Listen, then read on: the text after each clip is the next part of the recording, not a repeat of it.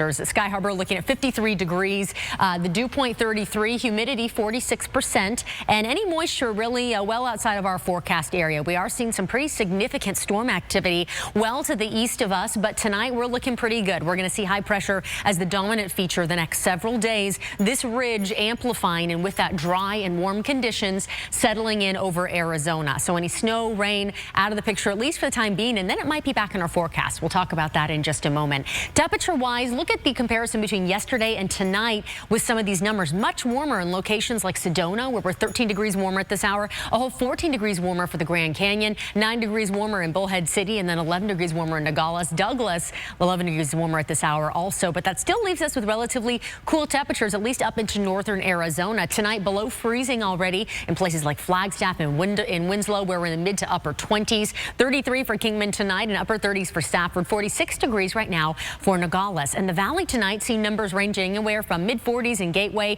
to mid 40s in Buckeye. 55 for Glendale, 48 for Scottsdale, and 48 degrees for Goodyear as well. Normally, we're sitting 66 this time of year as those numbers continue to climb back into the upper 60s, eventually the 70s. And today, coming in just a degree below the seasonal norm. 65 our afternoon high. Back in 1927, hitting 83 degrees for our afternoon temperature. And we won't be nearly that warm as we get into the middle of the week, but we will see a warm up into the 70s. To start the week, though, it looks like we still could hang on to some of those upper 60s. We could break into the 70s, though, potentially. And then those numbers getting warmer into your Tuesday, your Wednesday. Pretty dry conditions throughout this stretch. And then you'll notice a drop in temperature as we get from your Wednesday into your Thursday. This is where we're going to see another storm system affecting our forecast. So that last system, we saw cooler air, we saw the rain, we saw the snow. With this system, there's a little bit of disagreement between the computer models right now in terms of how much moisture the system will have, the timing of it, but we're going to keep a chance for some moisture in the forecast Thursday into Friday. Definitely we'll expect to see some cooler numbers through that window as well.